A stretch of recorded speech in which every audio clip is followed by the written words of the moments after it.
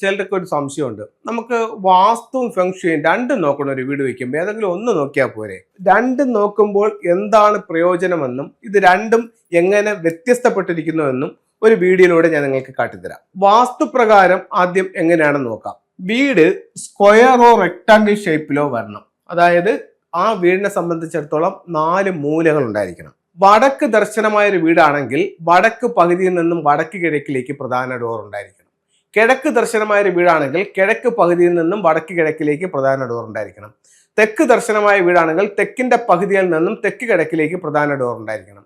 പടിഞ്ഞാറ് ദർശനമായ വീടാണെങ്കിൽ പടിഞ്ഞാറിന്റെ പകുതിയിൽ നിന്നും വടക്ക് പടിഞ്ഞാറിലേക്ക് പ്രധാന ഡോർ ഉണ്ടായിരിക്കണം. അപ്പോൾ ഡോറിന്റെ സ്ഥാനമായി വീടിന്റെ ഷേപ്പായി. ഇനി മാസ്റ്റർ ബെഡ്റൂം തെക്ക് പടിഞ്ഞാറ് കന്നിമൂലയിൽ കൊടുക്കാം. വടക്ക് പടിഞ്ഞാറ് വായു കോണിൽ ഒരു ബെഡ്റൂം കൊടുക്കാം. കിഴക്ക് ദർശനമാണെങ്കിൽ അഗ്നികോണിൽ നമുക്ക് അടുക്കള കൊടുക്കാം. അത് കണക്ക് വടക്ക് കിഴക്ക് ഈശാന കോണിൽ പ്രധാന വാതിലും കൊടുക്കാം, സിറ്റ് ഔട്ടും കൊടുക്കാം. അത് കഴിഞ്ഞിട്ട് തെക്ക് ദർശനമാണെങ്കിൽ തെക്ക് കിഴക്ക് ഭാഗത്ത് കിച്ചണാണ് ഏറ്റവും നല്ലത്. അവിടെ ചെയ്യാൻ പറ്റുമെങ്കിൽ അവിടെ ചെയ്യാം. പറ്റിയില്ല എന്നുണ്ടെങ്കിൽ വടക്ക് പടിഞ്ഞാറ് വായു കോണിൽ കൊടുക്കാം.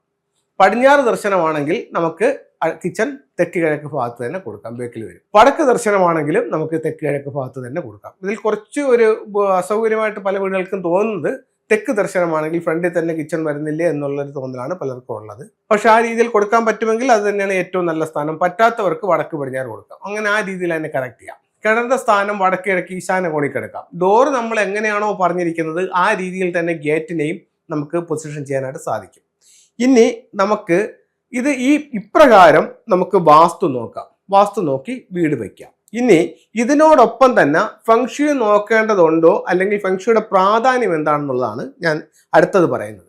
നമുക്ക് വാസ്തുവിലാണെങ്കിൽ ഒരു വീട് വെക്കുമ്പോൾ അതിന് കോമൺ ആയിട്ടൊരു നിയമമുണ്ട്. കിഴക്ക് ദർശനമായ വീടിന് നമുക്കൊരു നിയമമുണ്ട്. അങ്ങനെ എല്ലാത്തിനും ഓരോ ദിക്കിനും നമുക്ക് അതിൻ്റെതായിട്ടുള്ള കാര്യങ്ങളുണ്ട്. അതേസമയം ഫെങ്ഷുയിലാണെങ്കിൽ കിഴക്ക് ദർശനമായ ഒരു വീടാണ് നിങ്ങൾ വെക്കുന്നത്.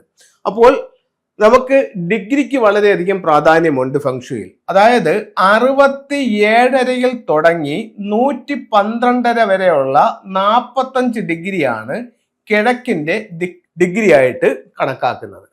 അതായത് 67.5 ഡിഗ്രിയിൽ തുടങ്ങി 112 വരെയുള്ള 45 ഡിഗ്രി, ഇതാണ് കിഴക്കിന്റെ ദർശനം. ഇപ്പൊ ഇതിൽ ഫെങ്ഷുയിലാണെന്നുണ്ടെങ്കിൽ ഇതിൽ നമുക്ക് 15, 15, 15 വീതം ഇതിനെ 3ആയി ഡിവൈഡ് ചെയ്യുന്നു. അങ്ങനെയാണെങ്കിൽ ഇത് ഈസ്റ്റ് 1, കിഴക്ക് ദർശനമാണെങ്കിൽ ഈസ്റ്റ് 1, ഇതാണെങ്കിലോ ഈസ്റ്റ് 2, ഇതാണെങ്കിലോ ഈസ്റ്റ് 3, ഇങ്ങനെയാണ് ഇതിനെ 3ആയി ഡിവൈഡ് ചെയ്യുന്നത്. ഇനി നിങ്ങളുടെ ഈ 15, 15, 15 വീതം വ്യത്യാസം വരുന്ന ഇപ്പം ഈസ്റ്റ് 15ന്റെ ഡിഗ്രിയിൽ വരുന്ന ഒരു ഫ്ലൈയിങ് സ്റ്റാർ കണക്കല്ല ഈസ്റ്റ് 2ന്റെ 15 ഡിഗ്രിയിൽ വരുന്ന ഒരു ഫ്ലൈയിങ് സ്റ്റാർ കണക്ക്. ഇത് രണ്ടും വ്യത്യസ്തമായിരിക്കും.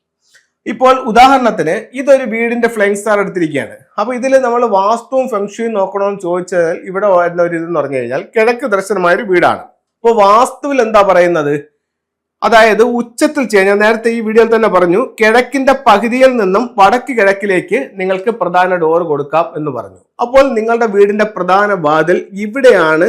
ഈ വടക്ക് കിഴക്ക് എന്ന് പറയുന്ന ഈ ഭാഗത്താണ് നിങ്ങൾ പ്രധാന വാതിൽ കൊണ്ടുവച്ചതെന്ന് കരുതുക. അതായത് ഈ സ്ഥലത്ത് കിഴക്കിന്റെ പകുതിയിൽ നിന്ന് എടുത്തിട്ട് വടക്ക് കിഴക്കെന്ന് പറയുന്ന ആ ഒരു മൂല 1 അടിയോ 2 അടിയോ വിട്ടിട്ട് ഇവിടെ പ്രധാന വാതിൽ വെച്ചു. അപ്പോൾ വാസ്തുവിൽ ഇത് പറയുന്നുണ്ട് ഉച്ച സ്ഥാനത്ത് തന്നെയാണ് ഇത് വരുന്നത്. അതേസമയം ഫെങ്ഷുയിൽ ഈ വടക്ക് കിഴക്കിൽ 2 നമ്പറുണ്ട്, കിഴക്കിൽ 2 നമ്പറുണ്ട്, തെക്ക് കിഴക്കിൽ 2 നമ്പറുണ്ട്. ഇതിനെ ഫ്ലൈയിങ് സ്റ്റാർ നമ്പർ എന്നാണ് പറയുന്നത്.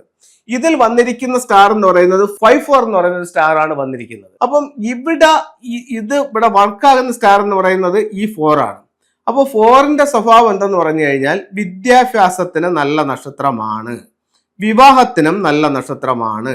പക്ഷേ ഇതിന്റെ പ്രോസ്പിരിറ്റി വിട്ടുപോയിട്ടുള്ള ഒരു സ്റ്റാർ ആണ്. അതായത് ഗുണവുമില്ല ദോഷവുമില്ലാത്ത ഒരു കണ്ടീഷനാണ് ഇവിടുത്തെ ഫ്ലൈയിങ് സ്റ്റാർ നമ്പർ. അതേസമയം കിഴക്കിൽ നിൽക്കുന്ന നമ്പർ 9 ആണ്. ഇതിൽ വർക്ക് ചെയ്യുന്നത് വാട്ടർ സ്റ്റാർ 9 ആണ് ഇവിടെ വർക്ക് ചെയ്യുന്നത്.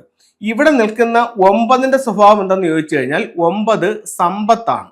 അപ്പൊ നിങ്ങൾ വാസ്തുപ്രകാരം നിങ്ങൾ ഇവിടെ വെക്കുന്ന ഡോർ ഫെങ്ഷു പ്രകാരം നിങ്ങൾ ഇവിടെ വെക്കുകയാണെങ്കിൽ ഈ വീട്ടിലേക്ക് ശരിക്ക് സാമ്പത്തിക അഭിവൃദ്ധികളും ഒട്ടേറെ ആഘോഷങ്ങളും ഒക്കെ ഉണ്ടാകുന്ന ഒരു വീടാണ് ഈ വീടിന്റെ ഈ വാതിൽ. ഈ വാതിലിൽ അതില്ല. ഇവിടെയാണ് വാസ്തുവും ഫെങ്ഷുയുമായിട്ടുള്ള വ്യത്യാസം വരുന്നത്. ഇനി നിങ്ങൾ ഇതിനെ രണ്ടും നിങ്ങൾ സ്വീകരിക്കുകയാണ്, എനിക്ക് വാസ്തുവും ഫെങ്ഷുയും രണ്ടും കറക്റ്റ് ചെയ്യണമെന്നുണ്ടെങ്കിൽ ഓക്കെ, അങ്ങനെ നമുക്ക് ചെയ്യാം. എന്താന്ന് വെച്ച് കഴിഞ്ഞാൽ ഇതിന്റെ പകുതിയിലും പക്ഷെ ഈ 45 ഡിഗ്രിക്ക് അകത്ത് ഈ വാതിൽ കൊണ്ട് വെച്ച് കഴിഞ്ഞാൽ വാസ്തുപ്രകാരം പകുതിക്കിപ്പുറം ഉച്ചമായിട്ടുള്ള സ്ഥാനമാണ്. ആ ഉച്ചത്തിൽ ഈ ഡോർ വന്നു. അതിനോടൊപ്പം തന്നെ നല്ല ഫ്ലൈങ് സ്റ്റാർ നമ്പറിലും ഈ ഡോർ കിട്ടി. വാസ്തുവും ഫെങ്ഷുയും ഇവിടെ ക്ലിയർ ആയി. ഈ രീതിയിൽ നിങ്ങൾക്ക് ഇതിനെ കറക്റ്റ് ചെയ്യാനായിട്ട് സാധിക്കും. അതുകൊണ്ടാണ് വാസ്തുവും ഫെങ്ഷുയും രണ്ടും നോക്കണമെന്ന് ചോദിച്ചാൽ ഉറപ്പായിട്ട് രണ്ടും നോക്കണം. എന്നിട്ട് അതിൽ നല്ല ഫ്ലൈങ് സ്റ്റാർ നമ്പറുള്ള സ്ഥലത്ത് പ്രധാന ഡോർ കൊണ്ട് വരികയും വേണം.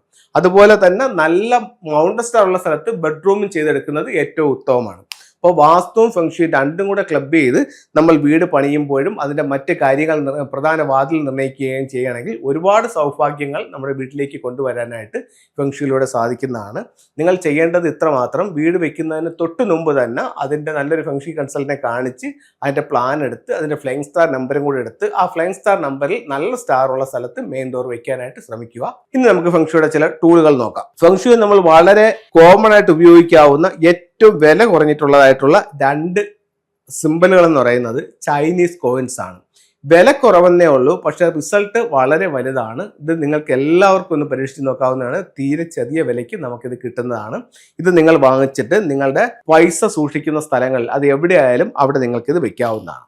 ഇനി നമുക്ക് ഉപയോഗിക്കാവുന്ന മറ്റൊരു ടൂൾ എന്ന് പറയുന്നത് ഗോമതി ചക്രം എന്ന് പറയുന്ന ഒരു ടൂളാണ്. ഇതാണ് ഗോമതി ചക്രം. ഇതിന് 2 സൈഡുകൾ. ഒരു സൈഡിൽ ഇവിടെ ഇങ്ങനെ ഒരു റോളിംഗ് പോലെ ഇങ്ങനെ നിൽപ്പുണ്ട്. ഇതിൽ മറു സൈഡിലെന്ന് പറഞ്ഞാൽ ഇവിടെ ഒരു ഷെല്ല് പോലെയാണ്. ഇത് നമുക്ക് നാച്ചുറൽ ആയിട്ട് കിട്ടുന്ന സ്റ്റോൺ ആണ്. ഇതാണ് കക്ക പോലുള്ള ഒരു സാധനമാണ്. ഇതിനെ ഗോമതി ചക്രം എന്നാണ് അറിയപ്പെടുന്നത്. ഇതിനകത്ത് മഹാലക്ഷ്മിയുടെ ഒരു ബ്ലെസ്സിങ്സ് ഉള്ളതായിട്ടാണ് കരുതപ്പെടുന്നത്. അപ്പോൾ ഇത് നമുക്ക് വീടുകളിൽ സൂക്ഷിക്കുന്നത് വാസ്തുദോഷങ്ങൾ ഒഴിവാവാനും അതുപോലെ തന്നെ പണത്തിന്റെ ഫ്ലോയ്ക്കും വേണ്ടിയിട്ട് നമുക്കിതിനെ സൂക്ഷിക്കാം. ഏത് രീതിയിൽ സൂക്ഷിക്കാമെന്ന് പറഞ്ഞു കഴിഞ്ഞാൽ പല രീതികളിൽ ഉപയോഗിക്കാം. അതിൽ 1-2 ഞാൻ പറയാം. ഒന്ന്, ഒരു മഞ്ഞ പട്ട് തുണിക്കകത്ത് 11 ഗോമതി ചക്രങ്ങൾ ഒരു പട്ട് തുണിയിൽ പൊതിഞ്ഞ് നമുക്ക് പൂജാമുറിയിലോ അല്ലെങ്കിൽ നമ്മുടെ അലമാരിൽ പൈസ വയ്ക്കുന്ന അലമാരിലോ വെക്കാം. അതല്ല മറ്റൊരു മാർഗം എന്ന് പറയുന്നത്, ഒരു ബൗൾ എടുക്കുക. ആ ബൗളിനകത്ത് സിന്ദൂരവും മഞ്ഞളും കൂടെ മിക്സ് ചെയ്തിട്ട് ഈ ഗോമതി ചക്രത്തിൽ തേച്ചുകൊണ്ട് 11 ഗോമതി ചക്രം വെള്ളിയാഴ്ച ദിവസം ഒരു ബൗളിനകത്ത് വെച്ചുകൊണ്ട് ഇത് മലർത്തി വെക്കണം. എന്നിട്ട് നമുക്ക് ആ ഒരു ബൗളിൽ ഇത് വെച്ചുകൊണ്ട് നമ്മുടെ അലമാരയിൽ വെക്കുന്നതും നല്ല സാമ്പത്തിക അഭിവൃദ്ധിക്ക് നല്ലതായിട്ട് കണക്കാക്കുന്നുണ്ട്. അപ്പോൾ എല്ലാവർക്കും ഒന്ന് ചെയ്ത് നോക്കാവുന്നതാണ്. എല്ലാവർക്കും എല്ലാ ഐശ്വര്യം ഉണ്ടാവട്ടെന്ന് പ്രാർത്ഥിച്ചുകൊണ്ട് നിർത്തുന്നു. നന്ദി, നമസ്തേ.